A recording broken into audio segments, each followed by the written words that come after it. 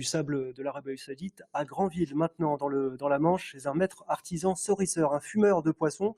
Et en ce moment, bien sûr, le poisson à l'honneur, c'est le saumon. Dans sa boutique ouverte en 2004 pour obtenir le meilleur saumon fumé, Rodolphe Belgazi soigne chaque étape. Il nous a ouvert ses portes à quelques jours du grand rush des vacances de Noël. Leïla Agoram et Stéphanie Lemaire.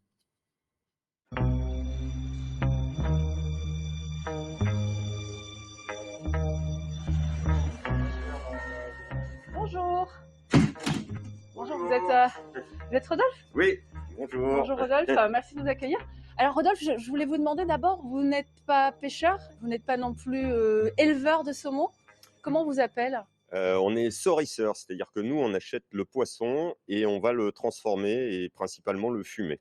Alors il va falloir que je m'habille, c'est ça, avant de vous suivre? Ah oui, voilà, comme moi, Charlotte, Blues. On y va. Je découpe du cru, du saumon. Voilà, donc les poissons label rouge. Donc ils sont tous numérotés un par un avec un numéro spécifique pour les repérer.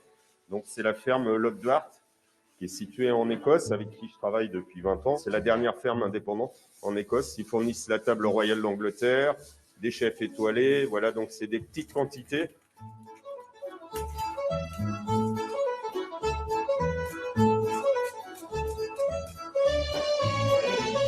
On va saler donc au gros sel, au sel sec, à la main, plusieurs heures, 4 heures en l'occurrence pour celui-ci. Donc on enlève le surplus de sel. Le sel a pénétré dans les cellules et a resserré les chairs du poisson et a fait sortir de l'eau des cellules. Donc ça permet la conservation et ça va donner du goût au poisson. Si on ne sale pas notre poisson, on ne sentira même pas la fumée derrière.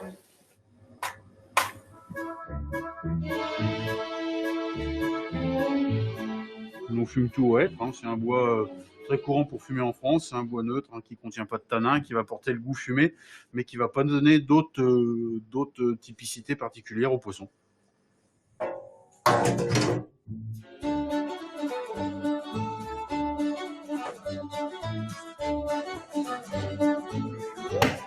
Ils sont bien la fumée là, donc c'est de la vraie fumée avec de la sueur de hêtre. C'est pas comme en industrie avec l'injection de fumée liquide. Donc voilà. Ça demande du temps. Voilà, ça demande à peu près 4 heures. Nous, c'est un fumage assez léger pour qu'on garde le goût du poisson. Voilà, mais comme c'est fumé à la ficelle, suspendu, ça fume relativement vite. Ça. Alors là, Rodolphe, où est-ce que vous m'emmenez? Donc là, c'est le frigo d'affinage. Les poissons ont été fumés. Ils vont passer quelques jours ici.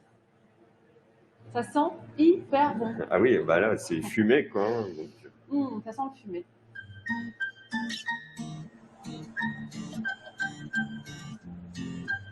On sent qu'il y a de l'arête.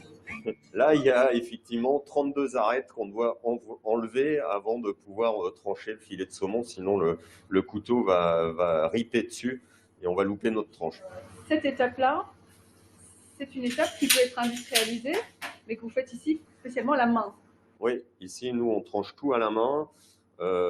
Effectivement, en industrie, ça passe sur des machines, mais pour pouvoir être tranché sur des machines, comme le poisson est gorgé d'eau et il est un peu mou, ils vont être obligés de le durcir en le passant en température négative. Avec les fêtes, notre maître saurisseur multiplie sa production par 5. Avant de se quitter, il nous livre ses astuces pour bien acheter même en supermarché. Il faut savoir un peu lire entre les lignes. Si c'est pas marqué la méthode de salage, c'est de l'injection de saumure. Ça va jamais être marqué tranché à la machine. Donc si c'est pas marqué, c'est que c'est tranché à la machine. Et puis c'est pas facile dans la fenêtre, mais essayez de repérer si le poisson est gras par la taille des fibres blanches. Voilà, vous avez maintenant tous les bons conseils du spécialiste pour bien choisir votre saumon fumé. J'ai peut-être un dernier conseil à vous donner. Privilégiez plutôt la qualité à la quantité. Et joyeuses fêtes. Moi, je vais goûter. Aujourd'hui, 1er janvier, jour des bonnes